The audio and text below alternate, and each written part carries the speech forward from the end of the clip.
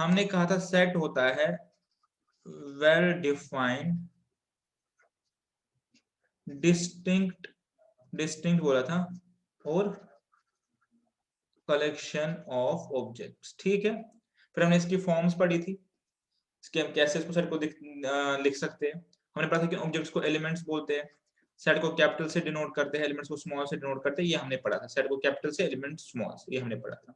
इसके बाद हमने सीखा था ये terms, union, intersection, symmetric difference, minus symbol का भी यूज करते हैं, क्या मतलब होता है उसको, नेगेटिव सीखा था, ये सब हमने सीखा था। और इस पे हमने ऑपरेशंस भी सीखे थे, डी मॉर्गन्स लॉ पढ़ा था, डिस्ट्रीब्यूटिव लॉ पढ़ा था, वो सब हमने इसमें एक बार डिस्कस किए थे, इंक्लूडिंग वेन डायग्राम्स। ठीक है, इंक्लूडिंग वेन डायग्राम्स। तो ये वाला पार्ट हमने कंप्लीट किया था। ठीक है, यहां से हम कंसेप्ट को आगे लेके जाएंगे। हमने जो नहीं पढ़ा था वो पढ़ा था मल्टीप्लीकेशन। क्या सेट्स का मल्टीप्लीकेशन भी हो सकता है? Can sets be multiplied? जैसे हमने मैट्रिसेस की कैसे मल्टीप्लिकेशन पढ़ा था, क्या सेट्स को मल्टीप्लाई कर सकते हो, और अगर कर सकते हैं तो उसकी क्या सिग्निफिकेंस है? ठीक है, तो यहां से आप मेरे साथ बिल्कुल ध्यान से फॉलो करेंगे जो चीजें हम बताने वाला हूं। यहां से मल्टीप्लिकेशन ऑफ सेट से पहले एक चीज आपको सीखनी है, इसको हम बोलते हैं ऑर्डर्ड पेयर। ठीक है, इसको हम बोलते हैं अपने पास ऑर्डर्ड पेयर। Ordered pair. अब ऑर्डर्ड पेयर क्या होता है मैथमेटिक्स में?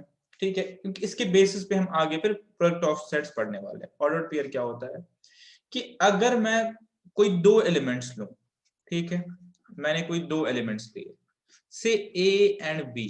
ठीक है, से ए एंड बी। अब आपको पता है कि सेट को रिप्रेजेंट करते हैं कैपिटल लेटर से, एलिमेंट को रिप्रेजेंट करते हैं स्मॉल लेटर्स। ये चीजें हमने डिस्कस लास्ट क्लास में की हुई है, अगर आप लोगों ने नहीं देखा है तो पहले आप उसको देख के यहाँ पे आइए, डायरेक्टली यहाँ से शुरू नहीं करना है आप लोगों ने। दो एलिमेंट्स है ए और बी, अगर मैं इनको एक सीक्वेंस में लिखूं, से ए कॉमा बी, से ए कॉमा बी, तो इसमें क्या है कि ए जो है प्रीसीड्स बी, ए प्रीसीड्स बी, तो ये एक सीक्वेंस में हो गया। ठीक है, तो इस पर्टिकुलर सीक्वेंस को हम कहते हैं ordered pair, ordered pair of two elements. कुछ समझ नहीं आया क्या चीज है? थोड़ा सा पेशेंस रखनी पड़ेगी, सब चीजें क्लियर हो जाएगी।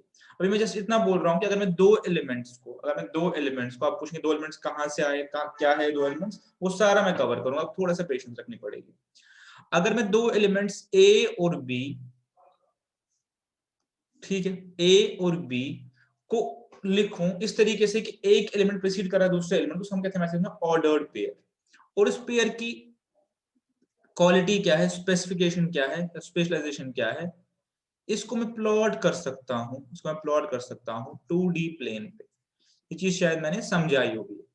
ठीक है, एक बार इसको थोड़ा सा और इलॉबरेट करते हैं ताकि आपको ये चीज समझ आ जाए। जो हम पढ़ने वाले हैं वो सारा आपका सिग्निफिकेंट पोर्शन है आपके नेक्स्ट टॉपिक्स के लिए।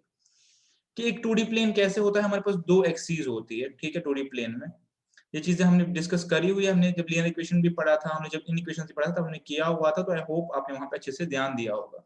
ये एक्स और ये वाई एक्सीज, तब हमने कहा था कि यहाँ जहां पे इंटरसेक्ट करते हैं परपेंडिकुलर के केस में वो जीरो होता है हमारे पास। ठीक है, और ये मेरे पास पॉजिटिव वैल्यूज ऑफ एक्स है which run up two plus infinity. ठीक है, और ये मेरे पास नेगेटिव वैल्यूज ऑफ एक्स है जो मुझे अभी फॉर टाइम बीइंग नहीं चाहिए। ये मेरे पास पॉजिटिव वैल्यूज ऑफ वाई है which run up to infinity, और ये मेरे पास नेगेटिव वैल्यूज है which run up to minus infinity, जो मुझे अभी नहीं चाहिए।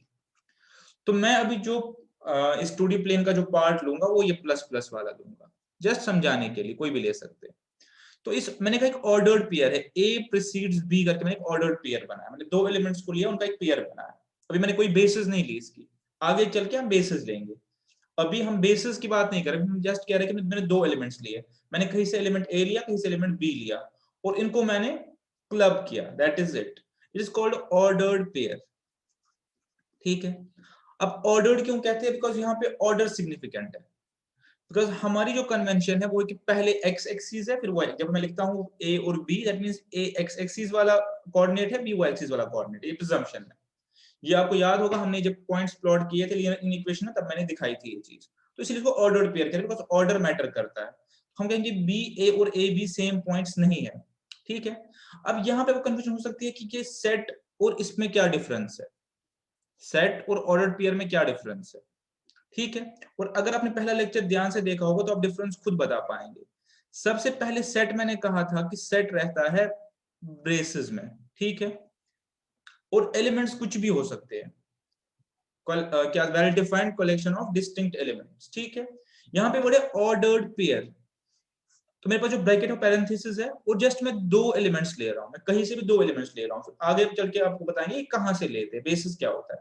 तो मैं कह रहा हूँ मैंने कोई भी दो एलिमेंट ले लिए, एलिमेंट ए और एलिमेंट बी, और मैंने इनको ऐसे अपने पास लिखा, मैंने कुछ कंबाइन किया, सेपरेट किया कॉमा से, तो ये मेरे पास बन गया ऑर्डर्ड पेयर। तो इसका मतलब ये है ऑर्डर्ड पेयर का कि जो एक्स एक्सिस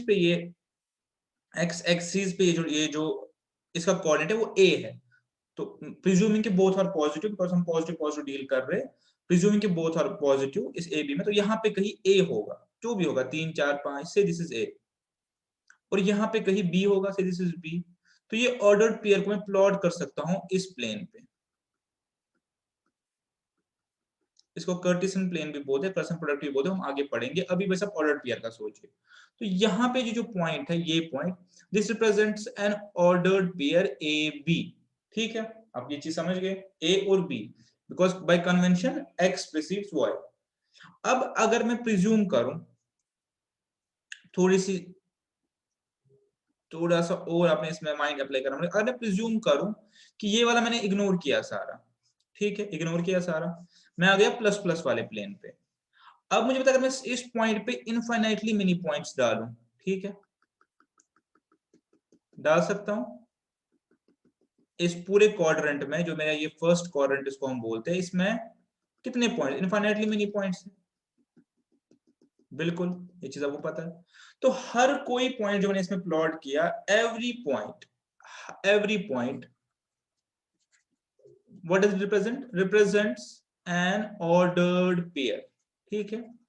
हर कोई पॉइंट मुझे यहाँ पर रिप्रेजेंट क्या कर रहा है, एक ऑर्डर्ड पेयर विद कोऑर्डिनेट्स जो भी है x और y, वो मैं कहां से निकालूंगा, उस पॉइंट से आप परपेंडिकुलर ड्रॉ करें नीचे, और यहाँ पे परपेंडिकुलर ड्रॉ करिए, तो यहाँ पे जो इसकी वैल्यू होगी, यहाँ पे इसकी वैल्यू होगी, यहाँ पे इसको नोट कीजिए, a और b जो भी होगा, ठीक है। इतना ही कॉन्सेप्ट है, अभी इजी कॉन्सेप्ट, इतना ही कॉन्सेप्ट, ऑर्डर्ड पेयर यही होता है, ठीक है। बात खत्म हो गई, इसको दिमाग में रख के आगे बढ़ते हैं।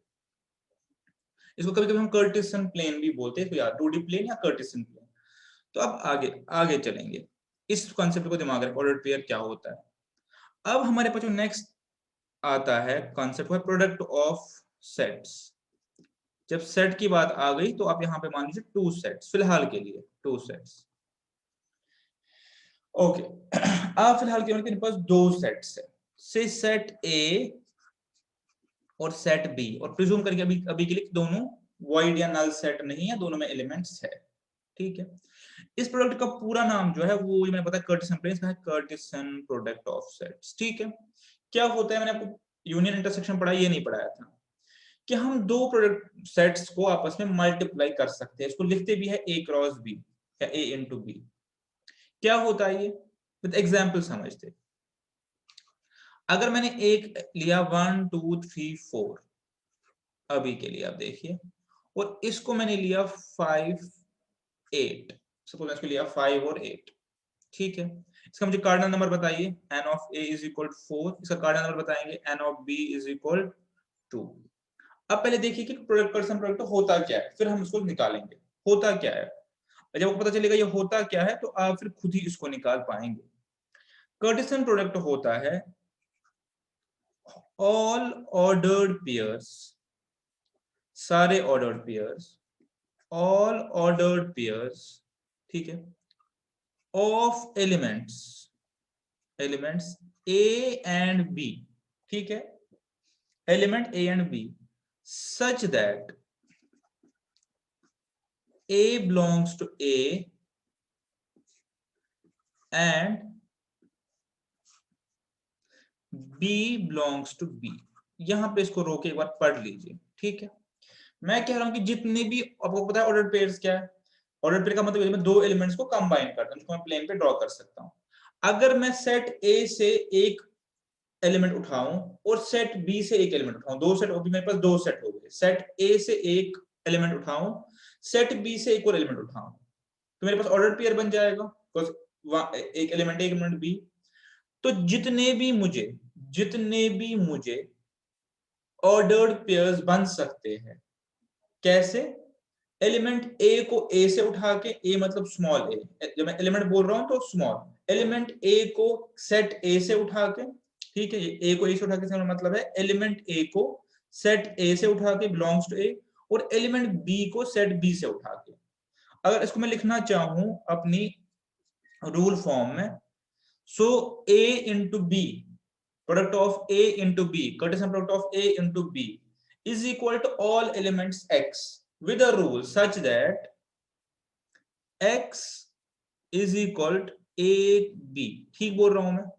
For all इसको एक्चुअली ऐसे लिख सकते हैं, for all, वो छोड़ दीजिए, for all A belongs to A and small b belongs to B।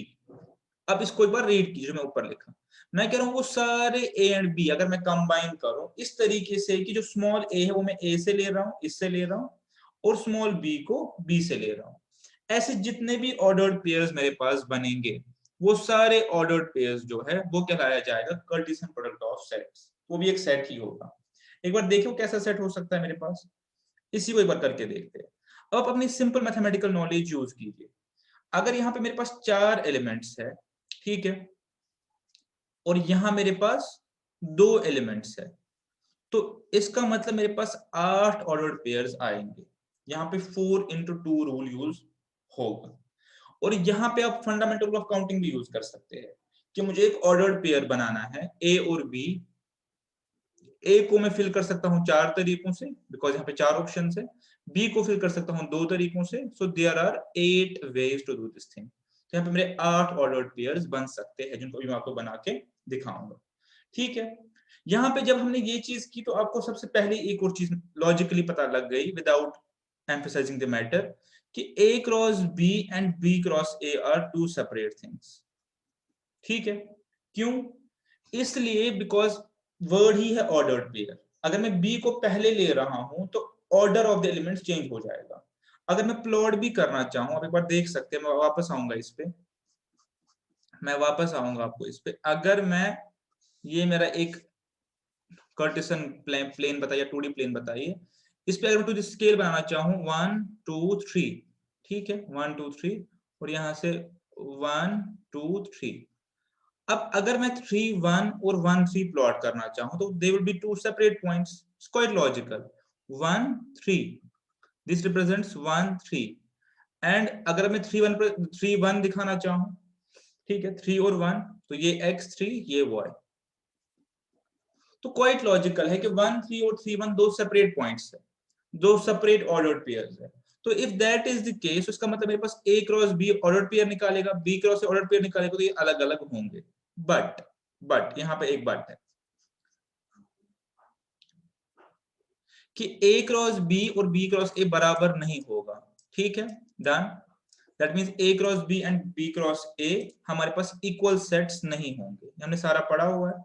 लेकिन जो कार्डिनल नंबर होगा a क्रॉस b का, वो इक्वेट करेगा b क्रॉस a के, यानी a क्रॉस b और b क्रॉस a में तो सेम एलिमेंट्स नहीं होंगे, दैट इज फॉर श्योर, लेकिन जो नंबर ऑफ एलिमेंट्स होंगे, नंबर आप समझ रहे हैं, count of elements, cardinal number कितने आएंगे, वो 8 ही आएंगे, because 2 into 4 is also equal to 8। अगर मैं b क्रॉस a निकालूं तो मुझे b के 2 वेज में, a 4 वेज में, तब भी 8 निकलेगा। तो कार्डिनल नंबर मेरा इक्वल होगा, बट मेरा सेट्स इक्वल नहीं होंगे, इक्विवेलेंट सेट्स से इक्वल सेट्स नहीं है। ठीक है, लीव दिस, ये बहुत लॉजिकल है, तो इसमें कुछ एम्फसाइज करने की जरूरत नहीं है। अब मैं वो एलिमेंट्स बनाना चाहता हूँ, और अब मुझे लग रहा है कि आप लोगों ने मेरे साथ साथ बना लिए होंगे। तो जो a इंटू बी का कार्टेशियन प्रोडक्ट बनेगा वो क्या बनेगा? वो बनेगा एक सेट। इसमें पहला एलिमेंट होगा 1 5, दूसरा क्या होगा 1 8, गुड। तीसरा क्या होगा 2 5, फिर 2 8, फिर क्या होगा 3 5 3 8, फिर होगा 4 5 और 4 8। 8 आ गए। मेरे पास कार्डिनल नंबर क्या हो गया इसका 8। तो कार्टेशियन प्रोडक्ट क्या होता है मेरे पास, Cartesian product of two sets is all ordered pairs such that element A belongs to A and B belongs to B, all AB। मेरे पास वो हो गया 4 into 2 is equal to 8। ठीक है, अब उल्टा करके देख लीजिए, अगर आपको कार्टेशियन प्रोडक्ट दिया हुआ है आप सेट निकाल सकते हो, ऑब्वियसली निकाल सकते हो। जो पहला आपके ऑर्डर्ड पेयर में होगा वो आपके पहले सेट में जाएगा, दूसरा दूसरे सेट में जाएगा। ठीक है, ये बहुत फंडामेंटल है, लेकिन यहां से ही सारी चीजें खुलती है, रिलेशंस, फंक्शंस, सब कुछ यही से खुलता है। तो इस चीज को ध्यान से देखिए, फिर से रिपीट करता हूं ताकि एम्फेसिस इस चीज पे आ जाए कि मेरे पास दो सेट्स है, set A set B. A में कुछ एलिमेंट्स है, say m number of elements, B में है n नंबर ऑफ एलिमेंट्स। तो अब अगर मैं ऑर्डर्ड पेयर बना रहा हूं, जितने भी ऑर्डर्ड पेयर बनेंगे between A and B sets, तो उन तो जितने भी ऑर्डर्ड पेयर्स बनेंगे उनको हम कार्टेशियन प्रोडक्ट ऑफ सेट्स कहते हैं, उनको हम प्लॉट कर सकते हैं कार्टेशियन प्लेन पे। ठीक है, फाइन। उसका कार्डिनल नंबर क्या होगा, एन ए इंटू बी, मतलब जितने एलिमेंट्स ए में है जितने बी में उनका मल्टीप्लाई कर लीजिए, उसको उतना कार्डिनल नंबर होगा। A into B is not equal to B into A, is not equal to, for obvious reasons यहाँ पे डाल देता हूँ, इज नॉट इक्वल टू, कल को आप कंफ्यूज ना हो जाए, मैंने बोला हुआ इज नॉट इक्वल, और कार्डिनल नंबर इज इक्वल। ठीक है, एक छोटी सी चीज और हम आगे बढ़ते हैं, यहाँ पे ज्यादा टाइम नहीं लगाना, वो है कि अगर मेरे पास ए नल सेट है और बी में मेरे पास एलिमेंट्स है, तब भी ए क्रॉस बी नल के बराबर आ जाता है, नल सेट के बराबर। ठीक है, और अगर बी नल है और ए में एलिमेंट्स है सेम, तब भी नल के इक्वल, जस्ट लाइक 0। ठीक है, तो ये पार्ट भी मेरा कंप्लीट हो गया। ठीक है, चलिए अब यहां से हमें आगे चल बढ़ना है, यहां से हमें आगे बढ़ना है कि रिलेशन और फंक्शन में क्या फर्क है और क्या होती है रिलेशन। ठीक है,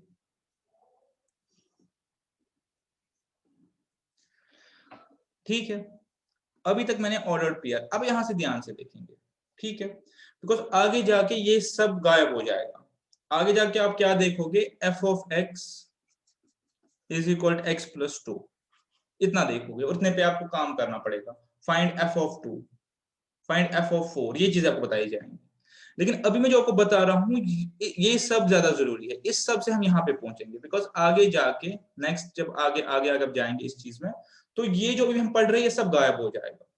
बट जब भी आप किसी फंक्शन को देखेंगे तो आपके दिमाग में ये चीज होनी चाहिए कि ये आई यहाँ से, ये यहाँ से हम वहां तक पहुंचे। तो अभी यहाँ से इस चीज को बहुत ध्यान से देखेंगे। अभी जो हमने पढ़ा उस पर वापस आते हैं, मैंने कहा कि दो सेट्स है और उन दोनों के बीच में जितने भी ऑर्डर्ड पेयर्स बनेंगे, जितने भी ऑर्डर्ड पेयर्स बनेंगे उनको हम बोलते हैं कार्टेशियन प्रोडक्ट। ठीक है, फाइन। तो इसका मतलब मेरे पास एक सेट होगा x और एक सेट होगा y। ठीक है, इसका यही मतलब हो गया कि एक सेट है x, एक सेट है y। इस सेट में मेरे पास एलिमेंट्स है, होंगे नंबर जितने भी होंगे, और मेरे पास इस सेट में भी एलिमेंट्स है। ठीक है, अब अभी आप कार्टेशियन प्रोडक्ट वाले को छोड़ दीजिए, अब आप जो मैं बोल रहा हूँ उस पर बस फोकस कीजिए। मेरे पास दो सेट्स है x और y, हम क्या पढ़ रहे हैं, रिलेशन एंड फंक्शन।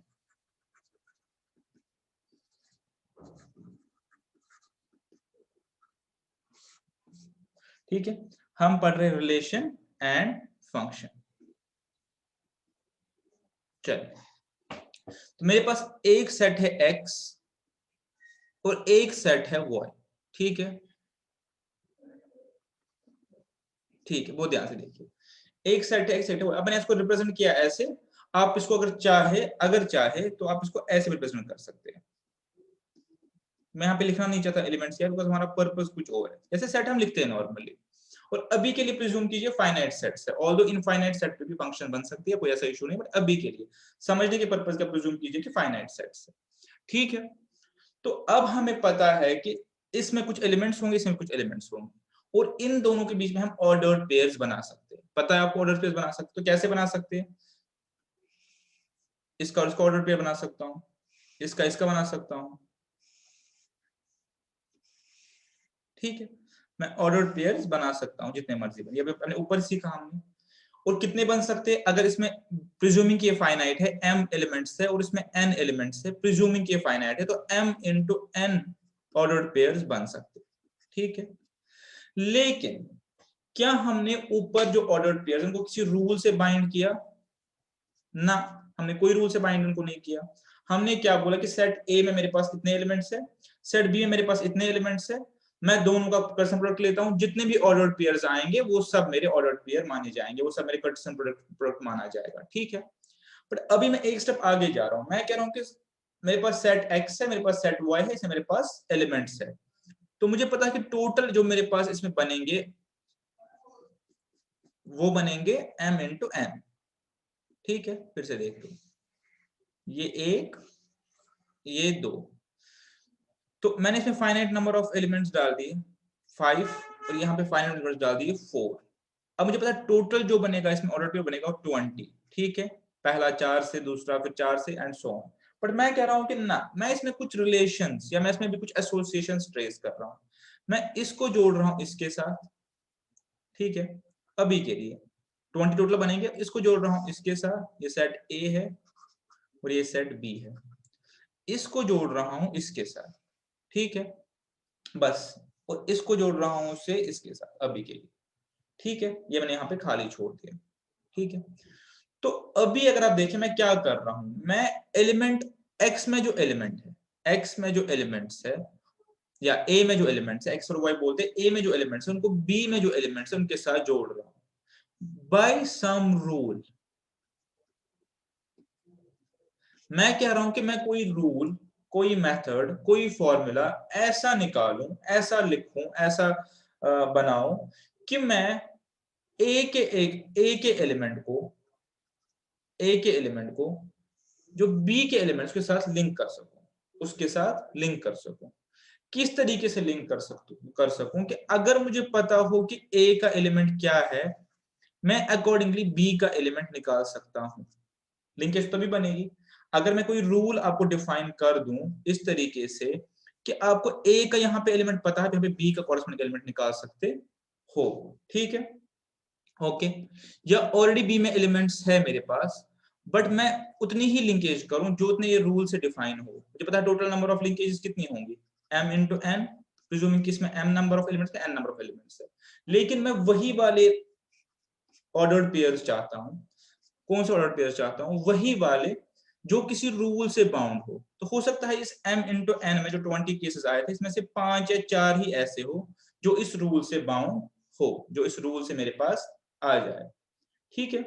हम रिलेशनशिप की तरफ बढ़ रहे हैं, रिलेशंस हम पढ़ रहे हैं, रिलेशंस की तरफ हम बढ़ रहे हैं, रिलेशन के कॉन्सेप्ट को हमने अभी समझ रहे हैं।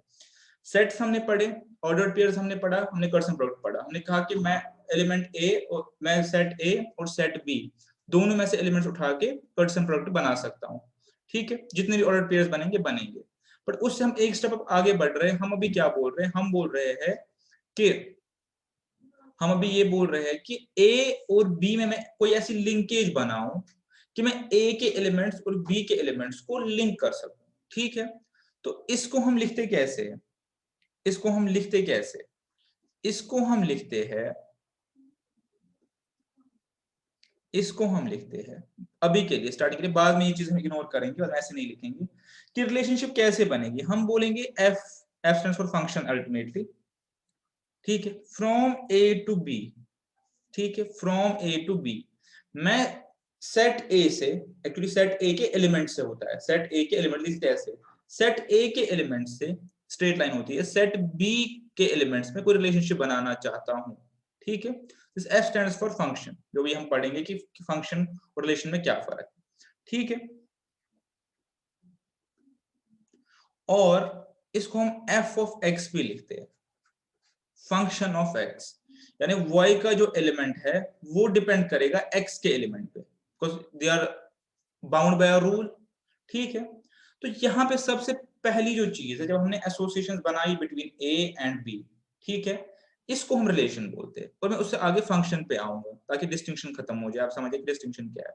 पहले मैं रिलेशन यहाँ पे लिखूंगा, relation is an association, association, ठीक है। यहां बोल रहे हैं link between the element in set ए, ठीक है, with the element in set B through a rule। अगर मैं कोई लिंकेज या रूल बना रहा हूं बिटवीन ए के एलिमेंट्स और बी के एलिमेंट्स, तो ऐसी किसी भी एसोसिएशन को हम बोलते हैं रिलेशन, कि मैं ए और बी को रिलेट कर रहा हूं। ठीक है, अब इसके साथ फंक्शन समझना जरूरी है, तभी हम इसको होलिस्टिकली समझ पाएंगे। ठीक है, पहले मैं इतने पे आता हूं। ठीक है, ठीक है, अब आपको ये चीज समझ आ गई होगी रिलेशन मेरे पास क्या होता है। रिलेशन मेरे पास, relation is a subset, subset है किसका, ऑफ द कार्टेशियन प्रोडक्ट। अब हमने पहले कार्टेशियन प्रोडक्ट पढ़ा था। कार्टेशियन प्रोडक्ट क्या है मेरे पास, कार्टेशियन प्रोडक्ट मेरे पास है कि जितने भी ऑर्डर्ड पेयर्स बन सकते हैं दो सेट में बन गए। ठीक है, वो हो गया एक बहुत बड़ा सेट। बट उस सेट से मैं श्रिंक करके आ रहा हूं एक स्टेप नीचे, जहां मैं कह रहा हूं कि हम इन एलिमेंट्स को ऐसे हैफिजली क्यों कनेक्ट कर रहे हैं कि ए का कोई उठा के बी के सारे एलिमेंट्स से कनेक्ट कर दिया। वहां तो बहुत सारे हमारे पास कार्टेशियन ये आ जाएंगे, ऑर्डर्ड पेयर्स आ जाएंगे। हम क्यों ना सेट ए और सेट बी के जो एलिमेंट्स उनको किसी रूल से कनेक्ट करें।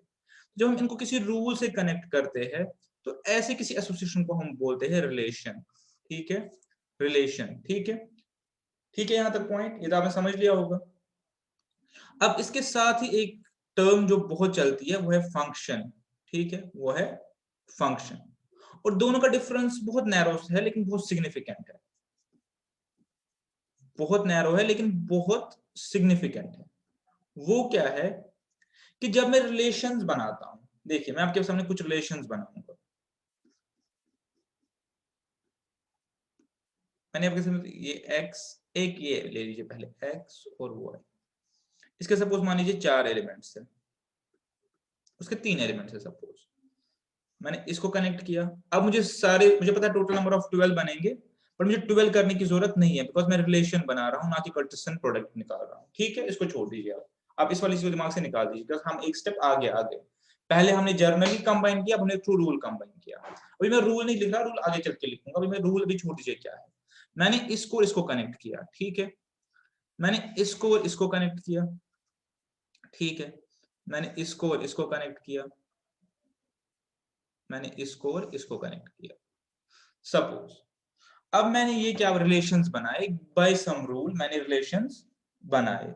ठीक है, ठीक है, अब यहां पे सपोज मैं एलिमेंट्स को नाम भी दे सकता हूं, ए, आगे चल के सब बी सी डी और ई एफ जी। अब मैंने जो रिलेशंस बनाए, मैंने जो 4 लाइनें खींची, मैं इनको लिखना चाहता हूं। किस रूल को भी छोड़ दीजिए, मैं इनको एज अ सेट लिखना चाहता हूं। तो x से y जो मैंने रिलेशन बनाई अभी, ठीक है, क्या बनाई, वो क्या है मेरे पास जो सेट वहां से आया। एक मेरे पास आया a टू e, ठीक है, जो भी रूल से बाउंड है वो आगे देखेंगे। तो मेरे पास आया b टू g, ठीक है। एक मेरे पास आया c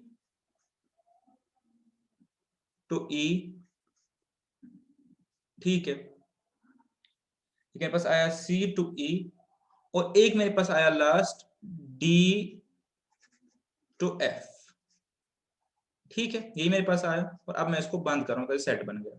तो ये है वो रिलेशन जो मैंने इसमें निकाली। आउट ऑफ 12 मैंने ये 4 रिलेशन यहाँ पे एस्टेब्लिश की थ्रू सम रूल जो मुझे नहीं पता है, थ्रू सम रूल जो मुझे अभी नहीं पता है।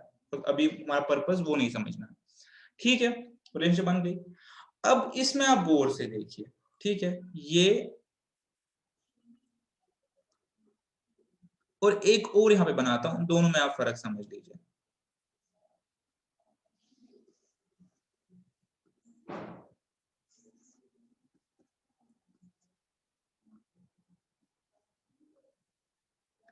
ये ए, ये बी, ये सी, और यहाँ पे ये डी और ई। ठीक है, अब मैं यहाँ पे एक और रिलेशन बना रहा हूँ थ्रू सम अदर रूल। यहाँ पे मैं क्या कर रहा हूँ, मैंने इस ए को डी के साथ जोड़ा, इस सी को ई के साथ जोड़ा, ठीक है, और इस ए को यहां फिर से ई के साथ जोड़ा, और इस बी को डी के साथ जोड़ा। ठीक है, कितनी लाइंस आ गई भी 4। इसको मैं सेट की फॉर्म में लिखना चाहूँ तो एक बार लिख लेता हूँ। ठीक है, क्या आ गया मेरा पहला इसमें रिलेशन ए से डी, ठीक है, दूसरा क्या आ गया ए से ई, ठीक है, तीसरा क्या आ गया बी से डी, और चौथा क्या आ गया सी से ई। ठीक है, तो ये मैंने आपके सामने दो रिलेशंस बनाए और दोनों रिलेशंस है because subset of Cartesian product है तो रिलेशन है, एज पर तुमने रूल पढ़ा through sum rule, of course यहाँ पर कोई रूल होगा जो मैं नहीं पता, थ्रू सम रूल। अब मैं चाहता हूं कि आप एनालाइज करें दोनों ग्राफ्स को या दोनों जो मैंने ड्राइंग को एनालाइज करा, दोनों में एक फर्क ढूंढे जो सिग्निफिकेंट डिफरेंस है। मैंने तभी कहा कि रिलेशंस और फंक्शन से बहुत फर्क एक छोटी सी चीज का है, लेकिन वो बहुत सिग्निफिकेंट है, वो पूरे मैकेनिज्म को ही बदल देती है। किस चीज का फर्क है आप बताएंगे मुझे? और वही डेफिनेशन है मेरे पास फंक्शंस की, वो मैं नीचे लिखने वाला हूँ। आप थोड़ा सा अपने सामने एनालाइज कीजिए और आप उस चीज अगर पहुंच पाए तो मैं यहाँ पे लिख लेता हूँ, आप समझ जाएंगे। रिलेशन मैंने लिखवा दिया, पर रिलेशन क्या है? रिलेशन सबसे पहले फंक्शन होने के लिए रिलेशन होना जरूरी है, वो तो आपको पता ही है। Relation is a function, sorry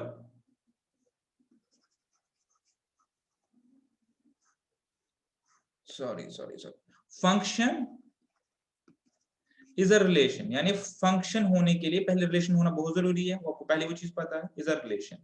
यानी जब पहले मैं ये एस्टेब्लिश करूंगा कि एक चीज रिलेशन है, तब मैं सेकंड टेस्ट पे आऊंगा कि वो फंक्शन है या नहीं। अगर कोई चीज रिलेशन ही नहीं है तो वो फंक्शन हो ही नहीं सकती। So function is a relation, कौन सी रिलेशन? इन विच जिसमें क्या है,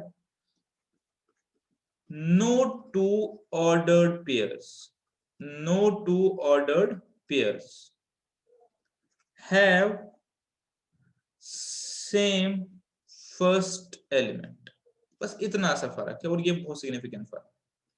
उसका क्या मतलब है कि अगर मैं सारे ऑर्डर्ड, ये को पता है फंक्शन रिलेशन ऑर्डर पेयर से बनेगा, अगर मैं सारे इसमें एनालाइज करूं, इसमें मैं सारे रिलेशंस एनालाइज करूं, ठीक है, सारे ऑर्डर्ड पेयर्स एनालाइज करूं, सॉरी, तो मैं ये देख सकता हूं कि यहाँ पे फर्स्ट एलिमेंट ए है, बी है, सी है, डी है। तो मेरे पास जो चार मैंने ऑर्डर्ड पेयर्स बनाए इस रिलेशन में, किसी में भी no two ordered pairs have same first element नहीं है, तो मैं यहाँ पे इसको टिक देके बोल सकता हूँ कि ये रिलेशन मेरा फंक्शन है, बिकॉज इसमें no two ordered pairs have same first element. और अगर मैं इस तरफ आऊं, यहाँ पे ए डी और ए ई का फर्स्ट एलिमेंट जो है वो कॉमन है, तो मेरे पास रिलेशन ही रहेगा, फंक्शन नहीं बनेगा। ठीक है, तो इस चीज को हम अपने पास रिलेशन ही बोलते हैं, फंक्शन नहीं बोलते।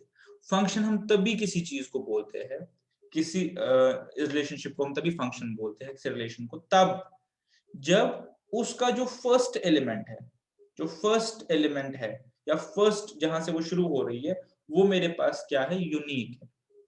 यहाँ पे एक और चीज आप देख सकते हैं, दूसरे एलिमेंट की बात नहीं हो रही है, दूसरे एलिमेंट की बात नहीं हो रही है, ये आपके पास कॉमन हो सकता है, ये आपके पास कॉमन हो सकता है, जहां से जैसे मैंने ए को ई के साथ कनेक्ट किया, सी को ई के साथ कनेक्ट किया, तभी मैं कह रहा हूँ फंक्शन है, बिकॉज फर्स्ट एलिमेंट जो है जहां से मैं शुरू कर रहा हूं वो मेरे पास यूनिक है, वो मेरे पास डुप्लीकेट नहीं हो रहा। बिकॉज अगर वो डुप्लीकेट हो गया तो फिर मैं प्लॉट नहीं कर सकता, वो मैं प्लॉट नहीं कर सकता, समझिए। अगर मेरे पास, क्योंकि मैं चाहता हूं कि मैं कोई इनपुट दूं और उस पर कोई आउटपुट आए, अगर इनपुट ही यूनिक नहीं है तो मैं फिर इनपुट आउटपुट रिलेशनशिप एस्टैब्लिश नहीं कर सकता। ऐसे समझ लीजिए इसको फर्दर, इसको फर्दर समझिए कि अगर मेरे पास एक मशीन है इनपुट और आउटपुट की, मैं इनपुट दे रहा हूं 3, आउटपुट आ रहा है 4, सपोज कोई रूल है उसमें आप मत जाइए, मैं इनपुट दे रहा हूं 4, ठीक है, आउटपुट आ रहा है 4 ही, it is acceptable as a function. मैं लिखूंगा कि 3 पे 4 आ रहा है, 4 पे भी 4 आ रहा है, राइट। लेकिन अगर मैं बोलूं मैं 3 दे रहा हूं तो 4 आ रहा है आउटपुट, 3 दे रहा हूं तो आउटपुट 5 आ रहा है। अब इस केस में देखिए दिक्कत कहां पे हो रही है, मैं इसको फंक्शन क्यों नहीं मानता? बिकॉज अगर कल को मैंने फ्यूचर में कभी इनपुट 3 दे दिया तो आई एम नॉट श्योर कि आउटपुट क्या होगा, ठीक है। तो ऐसे में किसी फंक्शन को एस्टेब्लिश नहीं कर, इसलिए मैं इसको फंक्शन नहीं बोलता, ठीक है। आई होप आपने ये डिस्कशन अच्छे से समझ लिया होगा, बहुत ही सिग्निफिकेंट डिस्कशन है, मुझे उम्मीद है कि आपने इसको बड़े सही से समझा होगा।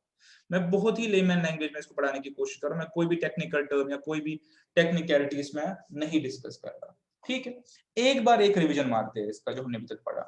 हमने पढ़ा कि अगर मेरे पास सेट ए और बी है, इससे हम ए क्रॉस बी बना सकते हैं, जिसको हम बोलते हैं कर्टिसन प्रोडक्ट। वो क्या होता है, जितने भी ऑर्डर्ड पेयर इसके एलिमेंट से और इसके एलिमेंट से बन सकते हैं वो। ठीक है, मैंने कहा नहीं, उसके बाद हम क्या करेंगे, उन एलिमेंट्स को कनेक्ट करेंगे through a rule, through a rule. तो हो सकता है कि अगर मेरे पास 20 पहले ऑर्डर पेयर आया, मेरे पास 10 ही बचे होंगे, because now they are connected by a rule. ठीक है, तो ये मेरे पास होती है रिलेशन। ठीक है, इस रिलेशन में कहा और थोड़ा फिल्टर करते हैं। अगर मेरे पास no two ordered pairs have same first element, तब मैं कहता हूं मेरे पास ये फंक्शन है। हम इस रिलेशन को क्या कहते हैं, ये मेरे पास क्लासिफाई होती है एज फंक्शन। ठीक है, पॉइंट टेकन। अब हम आते हैं थोड़ा सा एग्जांपल्स की तरफ, ताकि हम फंक्शंस को समझे। मैंने आपको पहले बताया फंक्शंस को हम कैसे लिखते हैं, रिलेशंस को हम एक्चुअली लिखते हैं मैथमेटिक्स में आर से, बट रिलेशंस पे उतना रिलेशंस को लेके टाइप्स ऑफ रिलेशंस है, लेकिन रिलेशंस को लेके उतना फिर कंटेंट है नहीं। सारा जो कंटेंट है वो बेसिकली फंक्शंस को लेके, मैंने आपको पहले ही समझाया वो क्यों है, बिकॉज आप एक यूनिक इनपुट पे देख रहे हैं कि आउटपुट क्या आएगा, चाहे फिर आउटपुट सेम हो अलग बात है, इनपुट आपका यूनिक होना चाहिए। तो रिलेशन को ऐसे लिखते हैं हम, रिलेशन, ठीक है, relation from set A to B and so on, जो भी रिलेशन हो। फंक्शन को हम कैसे लिखते हैं, देखिए आप मेरे पास अब गौर से देखेंगे। तो पहले आपने समझ लिया कि मैं कैसे पहचान पाऊंगा कोई फंक्शन है या नहीं। लिखते कैसे, लिखते हम ऐसे, ठीक है, लिखते हैं function, small F stands for function. एक तरीका ये लिखने का होता है फ्रॉम ए टू बी, यानी सेट ए से सेट बी। ये जरूरी है, कहां से कहां जा रहा है, मैं ए के एलिमेंट्स को बी के एलिमेंट के साथ कनेक्ट कर रहा हूं। अब ये जरूरी क्यों है कि पहले कौन है, बिकॉज ये मुझे बताएगा कि मुझे कहां पे चेक करना है यूनिकनेस। जब मैं कह रहा हूं function from A to B, इसका मतलब यूनिकनेस यहां चेक होगी, यूनिकनेस यहां चेक होगी। ये आप समझिए जो पॉइंट मेरा था, कि मैं कैसे बोलूंगा रिलेशन फंक्शन है या नहीं। मैं सेट ए में यूनिकनेस चेक करूंगा कि वहां पे कोई ऑर्डर पेयर में एलिमेंट फर्स्ट एलिमेंट रिपीट तो नहीं हो रहा। अगर रिपीट नहीं हो रहा, मैं बोलूंगा ये फंक्शन है। बी में भले मर्जी ही रिपीट हो या नहीं हो। ठीक है, तो इसलिए ये ऑर्डर सिग्निफिकेंट है। ठीक है, डिफाइंड बाय अ रूल, जो भी रूल होगा, आगे हम रूल लिखते हैं इसका, डिफाइंड बाय अ रूल, जो रूल होगा। तो ये तरीका होता है लिखने का। अब आगे जाके आप देखेंगे ये चीज हट जाती है, ये चीज हट जाती है, कुल मिला के जो बचता है एफ ऑफ एक्स बचता है। ठीक है, बट इसके पीछे थॉट प्रोसेस जो हमने पढ़ा वही हो रहा होता है। आगे जब आप जाएंगे तो बस कुल मिला के ये आपको दिखेगा, F of X is equal so and so. ठीक है, अब आप समझ गए मतलब क्या है, function of X is equal so and so, और आगे आपको एक रूल दिया जाता है, suppose that rule is 3x+1। अब मुझे लग रहा है कि आप बेटर वे में एफ ऑफ एक्स वर्ड को समझ गए होंगे। मैं आपको बोल रहा हूँ F of X is equal 3x+1। तो बताइए अभी तो जो हमने पढ़ा उससे आप क्या समझे, आप समझ गए। देखो आगे आपने इतना थॉट प्रोसेस नहीं चलाना है, बट आपको पता होगा कि हो क्या रहा है, कि दो सेट है, एक सेट है एक्स का, ठीक है, एक्स का सेट है, और एक सेट है वाई का। अभी वाई कहां से आएगा, वाई के लिए रूल मेरे पास डिफाइंड है 3x+1, और मेरे पास इनपुट यूनिक होना चाहिए। ठीक है, तो ये मैंने आपको बनाया कि ये मेरे पास एक फंक्शन है। अब आप थॉट प्रोसेस क्या चलेगा, अब आप देखिए कैसे होता है। मैं आपको बोलूंगा, अभी हम वापस बैक टू बेसिक्स जाएंगे। ठीक है, मैं आपको बोलूंगा कि आप मुझे इसमें बना के दो, एक कांस्टेंट दे देता हूं, सपोज x जो है कांस्टेंट दे देता हूं, ये 1 और 5 के बीच में है, और x बिलोंग करता है नेचुरल नंबर्स, सिंपलिसिटी के लिए। ठीक है, तो अब आप बताइए क्या करना है मुझे। ठीक है, आपने सीखा होगा f(1), f(2), बट हम एक्चुअल में करते क्या, हम दो सेट बनाते हैं। ये एक सेट बन गया, ठीक है, अब ध्यान से, एक सेट बन गया। x मेरे पास कॉन्स्टेंट्स है, तो मेरे पास x हो सकता है 1 2 3 4 5। ठीक है, और इसके को मुझे रिलेट करना है यहाँ पे एक और सेट के साथ। ठीक है, और जब मैं x का वैल्यू 1 दूंगा, बिकॉज रूल है, जब मैं f of x is equal 3x+1 में x का वैल्यू 1, उसको बोलते हैं f of 1, value of function over value 1। अब आप समझ रहे, तो ये हो गया 3 1 plus 1 which is equal to 4, तो ये हो गया मेरे पास 4। तो आप समझ गए, तो ये 1 मेरे पास लिंक्ड है इस 4 के साथ, ये दो सेट है मेरे पास बेसिकली। ठीक है, दूसरा बताएंगे, 2 3 6 और ये हो गया 7 10 13 एंड 16। तो अब अगर मैं देखूं ये कैसे मेरे पास है, ये मेरे पास ऐसे है,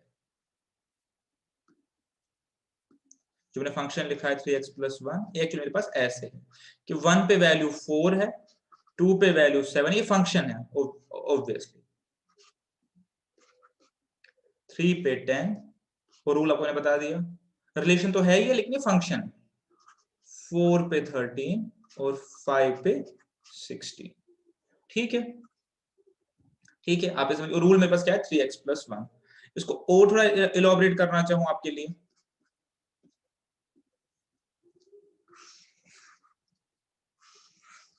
तो ये ऐसे है 1 4 सॉरी 2 3 4 5, और इसमें जो है मेरे पास 4 7 10 13 और है मेरे पास 16। ठीक, और ये इसके साथ कनेक्ट है थ्रू सम रूल, इसके साथ कनेक्ट है थ्रू सम रूल, इसके साथ कनेक्ट है थ्रू सम रूल, इसके साथ कनेक्ट है थ्रू रूल, इसके साथ कनेक्ट है थ्रू सम रूल, और मेरे पास फर्स्ट एलिमेंट रिपीट नहीं हो रहा, तो मेरे पास फंक्शन है। ठीक है, तो आगे जाके ये सब गायब हो जाता है, आगे जाके आपको क्या बोला जाएगा एग्जाम में या मैथमेटिक्स जब आपको भी खोलेंगे, बोला जाएगा suppose f of x is equal to 3x square plus 1, ऐसा करके बोला गया। अब एक क्वाड्रेटिक फंक्शन हो गई, फाइंड f ओवर -2। तो अब वो सारा भूल जाओगे जो मैं पढ़ा था, आपका दिमाग कहां जाएगा कि मुझे सिर्फ x की वैल्यू -2 डालनी है। बट मैं क्या चाहता हूं कि आपका थॉट प्रोसेस क्लियर हो कि हम कहां से यहां तक चल के आए, आगे आपको ऐसे लिख के दे दिया जाएगा।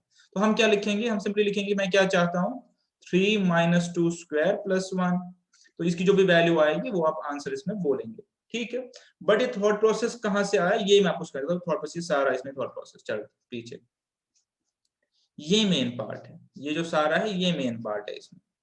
ठीक है, तो आप आई होप कि आपको ये चीज अच्छे से समझ आ गई होगी। अब एक कंफ्यूजन आपकी दूर करना चाहता हूं, आपको लगेगा कि हमेशा देखिए यहां मेरे पास यूनिक हो या ना हो, यहां यूनिक होना जरूरी है। मैंने आपको पहले ही रीजन दिया इनपुट आउटपुट का, बिकॉज यहाँ पे एक तरीके से input is x and output is 3x square plus 1, ऐसे करके तो हम ग्राफ बनाते हैं। कैसे बनाते हैं, हम कुछ वैल्यू देते हैं, उसका वैल्यू देख के वाई पे क्या ग्राफ बनाते हैं, वो हम कैलकुलस में देखेंगे वाला पार्ट। यहाँ पे भी आप देख लीजिए कि इनपुट x है, output is 3x square plus 1, यहाँ पहले एग्जांपल में 3x प्लस 1। ठीक है, तो इनपुट मेरे पास यूनिक होना चाहिए, आउटपुट यूनिक हो या ना हो कोई मैटर नहीं करता। ठीक है, अगर मैं प्रिज्यूम करूं कि आपको ये चीज समझ आ गई और आपको f ऑफ x वाली टर्मिनोलॉजी समझ आ गई, f of x is equal to x square, तो आप f ऑफ x वाले क्वेश्चंस आराम से सॉल्व करेंगे। कभी वो क्वेश्चंस आते हैं f of g of x, ऐसे करके क्वेश्चंस आते हैं, कभी लिखते हैं f of g of x, ऐसे लिखते हैं। अब ये क्या होता है, फंक्शंस को नॉर्मली हम डिनोट करते हैं f ऑफ x से। ठीक है, बट ऐसा कोई जरूरी नहीं है, because f stands for functions, तो obvious choice for writing this was f small f, but ऐसा कोई जरूरी नहीं है, sometimes we can write g of x, मतलब वही है, इट्स अ फंक्शन। ठीक है, सेम चीज है, मैं आपको बोलूंगा find value of g of 1, तो आप क्या करेंगे 1 को यहाँ पे पुट करेंगे, सेम चीज करनी है। बट कभी आता है f of g of x, कभी आता है g o f of x, तो वो क्या होता है एक बार समझने की कोशिश करते हैं। ठीक है, ऑर्डर सिग्निफिकेंट है, ऑर्डर को देख लीजिए, f of g of x निकालना है। सपोज मेरे पास f ऑफ x जो है वो is equal to x plus 2 है, ये एक फंक्शन है, और g ऑफ x मेरे पास है 3x प्लस 2। अब मैं आपको बोल रहा हूँ ये वाला आप निकालो f of g of x, पहले आपको पता है फंक्शन क्या, उसको समझ लीजिए। मुझे f of g of x निकालना है, मतलब अगर मैं इस वाली फंक्शन f ऑफ x वाली फंक्शन में अगर मेरे पास f of g of x नहीं होता, मेरे पास होता f ऑफ 2, तो मैं क्या करता, मैं सिंपली इस फंक्शन में 2 यहां पे पुट करता, यही करता। लेकिन अभी बोल रहा है f ऑफ 2 नहीं है, f of g of x है, तो ये बोल रहा है कि आप f वाली फंक्शन में g पुट करो। अब g ऑफ x अपने आप में एक फंक्शन है किसके बराबर 3x प्लस 2, तो मुझे यहाँ पे 3x प्लस 2 डालना है, बस ये मसला है। तो अगर अब g of f of x आएगा तो उसका मतलब है कि जो g वाली फंक्शन है दिस वन, इसमें मुझे x की जगह ये डालना है, तो ये आएगा 3x प्लस 2 प्लस 2। ठीक है, अंडरस्टूड है, काफी अंडरस्टूड। तो ये कभी पूछा जाता है f ऑफ g और g ऑफ f, मतलब क्या है कि दो फंक्शंस कंबाइन करके जब मैं f ऑफ 2 में x की जगह 2 डालता हूं तो f ऑफ g में मैं x की जगह g वाली फंक्शन डालूंगा। ठीक है, तो I hope it is understood. इस पे क्वेश्चन है, मैं वो भी करवाऊंगा। ठीक है, अब कुछ चीजें हैं जो इसके साथ रिलेटेड है, फंक्शंस के साथ, वो है अपने पास। अब जब आपने समझ लिया तो अब आपके पास ये चीजें समझना इजी है। Image, pre image, domain, codomain और रेंज। ठीक है, अब ये चीज आपको समझ, और सारे रिलेटेड टू है फंक्शन है। मैं इनको आपको एक डायग्राम पे ही दिखाऊंगा, आप इसको समझ जाएंगे। ठीक है,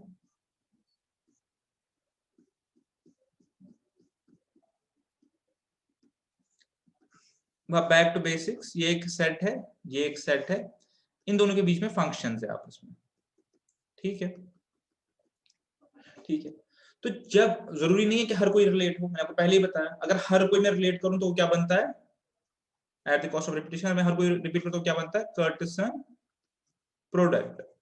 ठीक है, अगर मैं हर कोई रिपीट करूं तो, अगर मैं हर कोई रिपीट नहीं करूं तो तब वो बनती है रिलेशन, जब मैं रूल से डिफाइन करता हूं। तो अब जिनको मैंने कनेक्ट किया, ठीक है, जिनको मैंने कनेक्ट किया अभी के लिए, ठीक है, कनेक्ट किया, तो इसको हम बोलते हैं, जो ये मेरे पास को बोलते हैं इमेज, और इसको बोलते हैं प्री इमेज।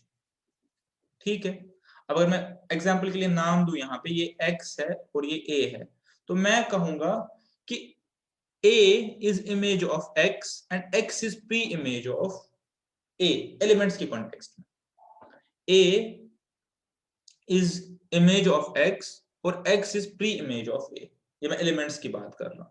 ठीक है, हो गया इमेज प्री इमेज। इसके बाद क्या आ गया, डोमेन। इस पूरे सेट को हम कहते हैं डोमेन, जहां से हमें उठाते हैं कहते हैं डोमेन, और इस पूरे सेट को हम कहते हैं कोडोमेन।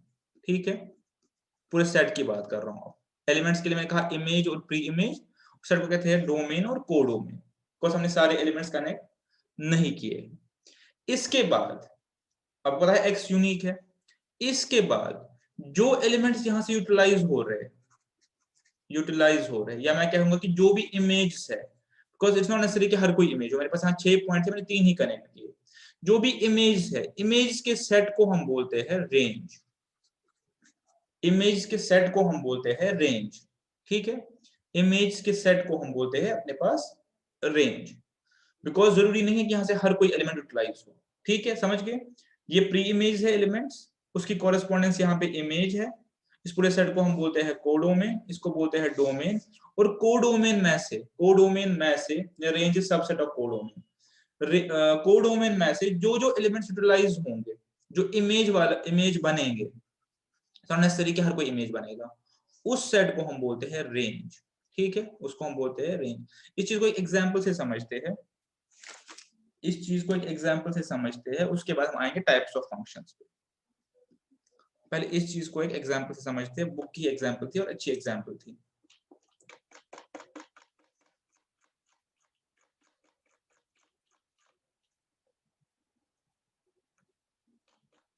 तो टाइप्स वाला पार्ट हो गया।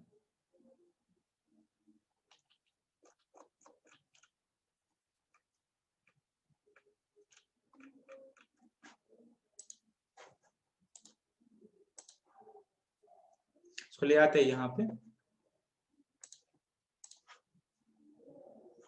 पेज नंबर 9 पे ये है।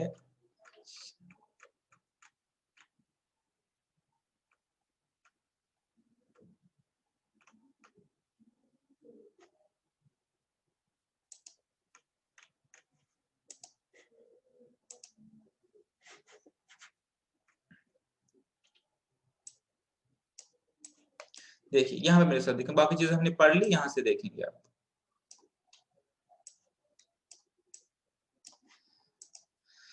ठीक है, देखिए मेरे पास अब मैं कह रहा हूं कि लेट एफ, ये आपको बार बार लिख के नहीं मिलेगा, मैं ये चीज आपको बोल रहा हूं, let F is a function from A to B, then A को हम कहते हैं डोमेन, बी को कहते हैं कोडोमेन, हमने ऑलरेडी पढ़ा है ए टू बी, और जो एलिमेंट्स यूटिलाइज होंगे बी से, ठीक है, वो हम उनको हम कहते हैं रेंज, ये मैंने आपको पढ़ा है। अब इलस्ट्रेशन पे आएंगे। एक सेट दिया है a इज इक्वल टू 1 2 3 4, जो हमने पढ़ा है उसे कॉन्टेक्स्ट में देखेंगे, और एक सेट दिया है b 1 4 9 16 25।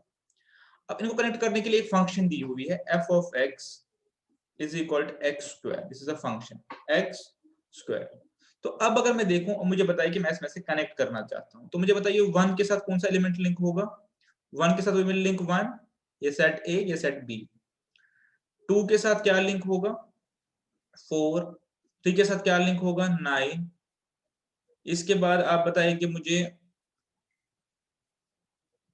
हाँ, इसके बाद मुझे बताएंगे 4 के साथ क्या लिंक होगा? 16।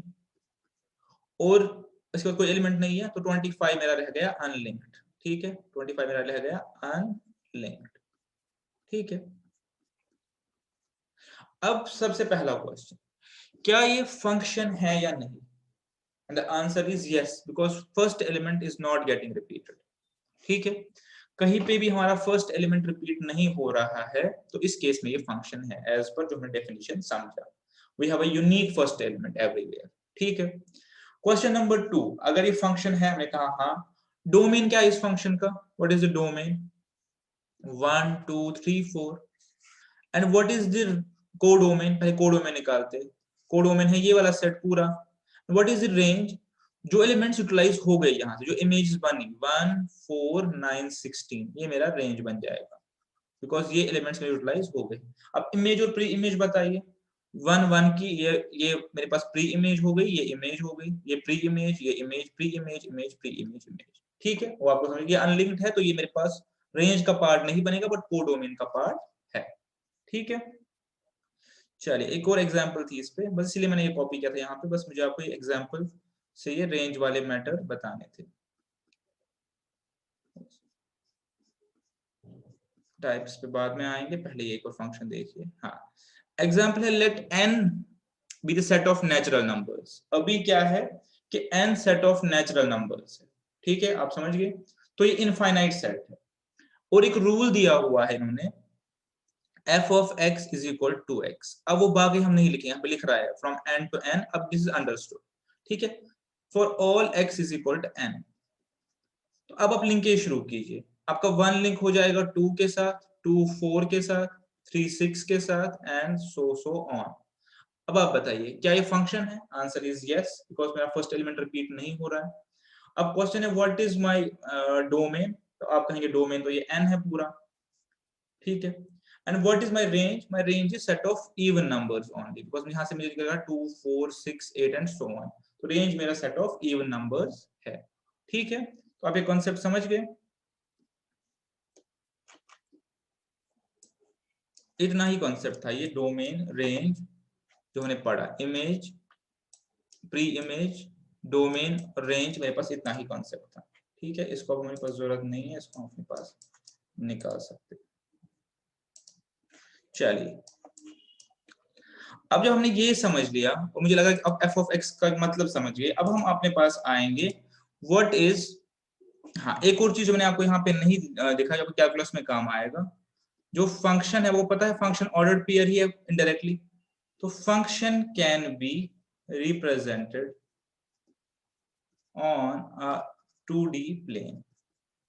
2D प्लेन, कार्टेशियन प्लेन, कब तक? जब तक इसमें वेरिएबल मेरे पास वही हो, तो अब जैसे हमने पढ़ा है इक्वेशन इन 2 वेरिएबल्स पढ़ा होगा आपने, क्योंकि अगर मैं ऑर्डर्ड पेयर बनाऊंगा तो वहां पे प्लॉट करके मैं इसका ग्राफ बना सकता हूँ। ठीक है, जब मुझे पता है हर x पे क्या नहीं कर रहा है, क्या नहीं कर रहा है, तो मैं इसको बना के ऐसे ग्राफ बना सकता हूँ, ऐसे फंक्शंस का ग्राफ बना सकता हूँ। वो हम बाद में देखेंगे, अभी मुझे लगता है हमारे डोमेन से बाहर है। जब हम कैलकुलस पे आएंगे तब मैं आपको ये चीज वापस पे ले आऊंगा कि फंक्शन हमने, मैं क्यों कह रहा हूँ बार बार, बहुत सिग्निफिकेंट है मैथमेटिक्स में। चलिए छोड़ दीजिए इसको। ओके, अब हम जिस चीज तरफ आ रहे हैं वो टाइप्स ऑफ फंक्शंस। तो अब अगर आपने फंक्शन समझी है तो ये टाइप्स बहुत इजी समझना है, 2 4 टाइप्स पढ़नी है, उसके बाद सीधे हम क्वेश्चंस पे आएंगे। बट आपने जो अभी तक डिस्कशन किया वो सिग्निफिकेंट था, वो मेन डिस्कशन है जो हमने डिस्कशन किया। तो पहला जो हमारे पास है उसको हम बोलते हैं one two one function, one two one by name से आप निकाल सकते हैं क्या है, और या इंजेक्टिव फंक्शन। बाय नेम से ही आपको पता चलेगा ये क्या चीज है। अगर मेरे पास जो मैंने आपको पहले ही कहा कि फंक्शन में हो सकता है कि मेरे पास जो है मेरे पास जो प्री इमेज है, यानी मेरा जो फर्स्ट एलिमेंट है वो मेरे पास रिपीट नहीं होना चाहिए, सेकंड रिपीट हो सकता है। लेकिन अगर मेरे पास एक ऐसी फंक्शन है, ठीक है, जिसमें जस्ट वन टू वन है, यानी मैं लिखूंगा f ऑफ x एग्जाम्पल है इज इक्वल 3x, तो आप देखिए पहला वन के साथ 3, प्रिज्यूमिंग कि x belongs to natural numbers, negative में नहीं जाते अभी, 2 to 6, 3 to 9 and so on. तो आप देखिए सिंपल सा मेरा एक कनेक्ट हो रहा है एक के साथ, मेरे यहाँ पे कोई रिपीट नहीं हो रहा है, तो इसको मैं बोलता हूँ वन टू वन या इंजेक्टिव फंक्शन। ठीक है, काफी इजी है ये पार्ट, आप समझ गए, मेरा रिपीट नहीं हो रहा है यहाँ पे कुछ। चलिए नेक्स्ट देख लेते हैं अपने पास। तो आपका नेक्स्ट क्या होगा, one two many. One two many हो सकता है, वन टू मेनी फंक्शन। उसका उल्टा कि हो सकता है, जिसने पहले दिखाया कि यहाँ पे आपका वन कनेक्ट हो जाए वन के साथ और वन कनेक्ट हो जाए टू के साथ, तो ये बोलते हैं one two many function. Function ये भी है, ऐसा नहीं कि फंक्शन ये नहीं है, और अगर पहला ही दो बार रिपीट हो रहा है तो वो रिलेशन है, फंक्शन नहीं है, ये चीज आपको पता है। ठीक है, इसका एक और टाइप है, इसको हम बोलते हैं ऑन टू या सब्जेक्टिव फंक्शन। ये वन टू वन है, ये ऑन टू है, और ये वन टू मेनी है। ऑन टू या सब्जेक्टिव फंक्शन। ठीक है, क्या होती है ये फंक्शन, जो आपने पढ़ा है वो मेन है, बाकी ये सब काफी इजी है, बस टाइप्स है। उसी फ्रेम, उसी जो हमने पढ़ा है, जो जिस फ्रेम के अंडर हमने पढ़ा है उसी फ्रेम में ये सारी चीज है। जो मैंने आपको पहले क्या मैंने आपको बताया, मैंने कहा हमारे पास एक कोडोमेन होता है और एक रेंज होता है। ठीक है, मैंने कहा हमारे पास एक कोडोमेन होता है और एक रेंज होता है। अगर आपका जो कोडोमेन है वो पूरा कंप्लीटली एग्जॉस्ट हो, कंप्लीटली एग्जॉस्ट हो, तो इस केस में आपका कोडोमेन और रेंज इक्वल हो जाएगा। ठीक है, तो ऐसी फंक्शंस को हम बोलते हैं ऑन टू या सब्जेक्टिव फंक्शन। कहां पे, जहां पे कोडोमेन पूरा एग्जॉस्ट हो, यानी कोई एलिमेंट नहीं बचे। एग्जांपल दिखाऊं,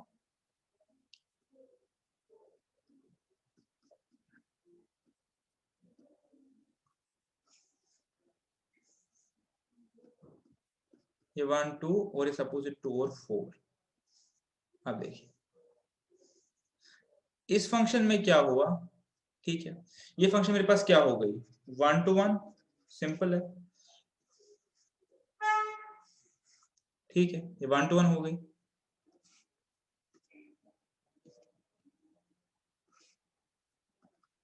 ये मेरे पास क्या हो गई, मैंने यहाँ पे इसको एग्जॉस्ट नहीं किया, ये हो गई 1 to मेनी। और अब अगर मैं ऐसे एक बनाऊं,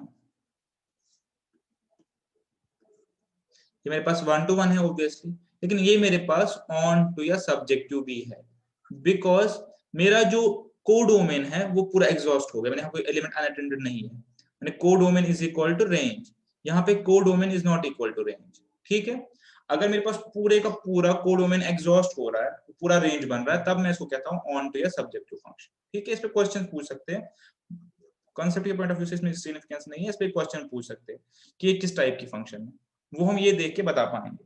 ठीक है, अब मेरे पास एक कॉन्सेप्ट आता है बाइजेक्टिव फंक्शन, मैं शायद आपको पहले दिखा दिया। बाइजेक्टिव फंक्शन वो क्या होता है, जिसमें दोनों प्रॉपर्टीज हो, जो 1 to 1 भी हो और ऑन टू भी हो, इसमें दोनों फंक्शंस, दोनों प्रॉपर्टीज हो। देखिए कौन सी प्रॉपर्टीज, सबसे पहले वाली जिसमें ये प्रॉपर्टी भी हो, कौन सी प्रॉपर्टी कि एक एक के साथ कनेक्ट हो, और दूसरी प्रॉपर्टी क्या हो उसमें कि उसमें कोडोमेन का पूरा एग्जॉस्ट हो रहा है, वो ऑन टू भी हो। तो अगर 1 to 1 भी है, ऑन टू भी है, तो हम उसको बोलते हैं अपने पास बाइजेक्टिव फंक्शन, इसमें दोनों प्रॉपर्टीज रहती है। ठीक है, एक मेरे पास कॉन्सेप्ट आता है आइडेंटिटी फंक्शन का, आइडेंटिटी फंक्शन का। सो क्या मतलब होता है, सिंपल सा मतलब है, आइडेंटिटी फंक्शन को हम ऐसे रिप्रेजेंट करते हैं, अगर मैं ए से ही ए पे कोई फंक्शन बनाऊं, इसका क्या मतलब है, मैं हमेशा बोलता हूँ ये 1 2 3 है, तो ये 1 2 3 नहीं हो सकता, हो सकता है। तो इस केस में 1 को 1 के साथ ऐड करो, 2 को 2 के साथ, 3 के 3 के साथ, ठीक है। इसको हम बोलते हैं आइडेंटिटी फंक्शन, आइडेंटिटी फंक्शन, ठीक है। x must belong to a, तो हम इसी को अपने साथ ही रिलेट करते हैं, इसको हम बोलते हैं आइडेंटिटी फंक्शन, ठीक है। और मेरे पास क्या बचा है, इनटू फंक्शन, जो मैंने नहीं पढ़ा, इनटू फंक्शन।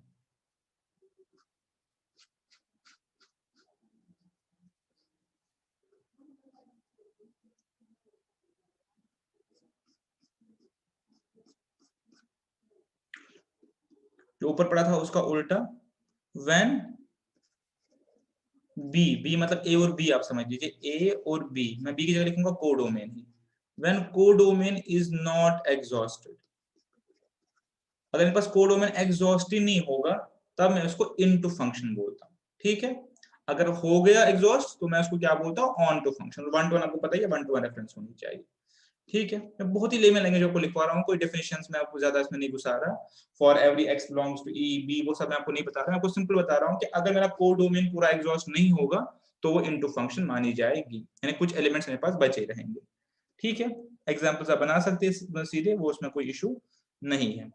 अगर बनानी है तो ऐसे बताता हूँ, 1 2 3, ये मेरे पास सेट ए है और मैंने यहाँ लिखा 2 4 6 और यहाँ लिखा 8 और फंक्शन बनाई 2x, ठीक है। अब देखिए, अब जो फंक्शन बनेगी 1 to 1 तो ये है, बिल्कुल 1 to 1 है, लेकिन ये मेरे पास कौन सी फंक्शन है, इनटू फंक्शन है, ठीक है। मेरे पास इनटू फंक्शन है बिकॉज मेरा कोडोमेन पूरा एग्जॉस्ट नहीं हो रहा है इसमें। चलिए, हो गया ये आइडेंटिटी फंक्शन। आपको बता दिया कि ए से एक, मतलब अपने सेट से अपने सेट में जो रिलेशन या फंक्शन बनाई जाए, ठीक है। अब एक है constant function. Constant function as such function नहीं है, कांस्टेंट ही है। मैं अगर एक फंक्शन बनाऊं x इज इक्वल टू 5, समझ लीजिए इस चीज बहुत अच्छे से, या f of x is equal to 5, तो मैं पहले ही क्या सजेस्ट कर रहा हूं कि मैं x में कुछ भी डालूं इनपुट में, आउटपुट 5 ही निकलेगा। क्या मैं इसको अपना इंडिसेस की नॉलेज यूज करके थोड़ा फाइन ट्यून कर सकता हूं? मैं लिखूंगा f of x is equal to 5x0, ये मैं कहना चाहता हूं। यानी मैं x में कुछ भी डालूं, कुछ भी डालूं, मेरा सॉल्यूशन हमेशा हमेशा क्या निकलेगा, 5। x में कुछ भी डालो का आंसर 5 निकलेगा। तो कैसे बनेगा ये, ऐसे बनेगा, 1 डालूं तो भी 5, 2 डालूं तो भी 5, 3 डालूं तो भी 5, 4 डालूं तो भी 5 एंड सो ऑन।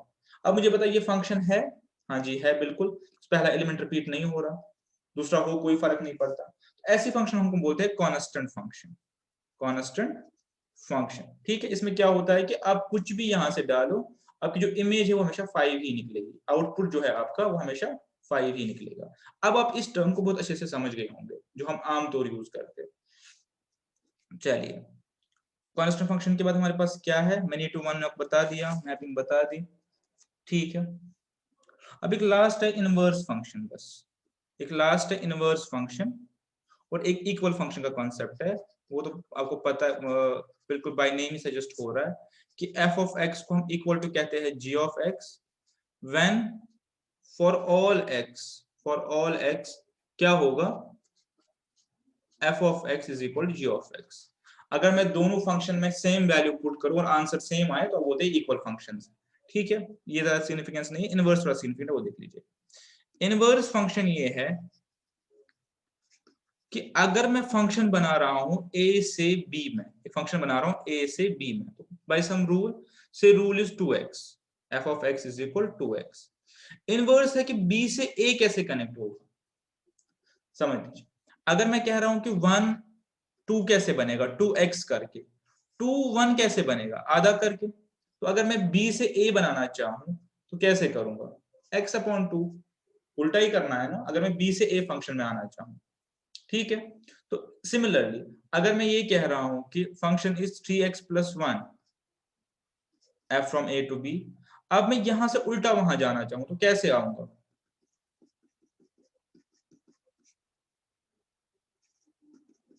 तो x माइनस 1 डिवाइड बाई 3।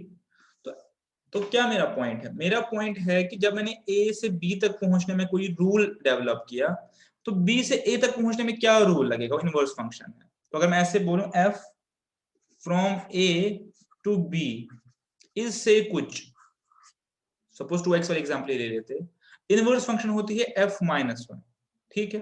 इसका मतलब क्या होता है कि f अगर मुझे b से a तक पहुंचना है तो मुझे x/2 करना है, ठीक है। तो इसका मतलब अगर मैं, मेरे पास पहली फंक्शन में यहाँ पे 3 है तो आपका आंसर 6 है, दूसरी मेरे पास 8 है तो मैं 8 से 4 तक पहुंचूंगा, ठीक है। तो इसको हम बोलते हैं इनवर्स फंक्शन। और इतने के साथ मैं आपको कहूं कि आपका फंक्शन वाला टॉपिक अभी हम कह सकते हैं वाइंड अप हो गया। इसके मैं आपको एक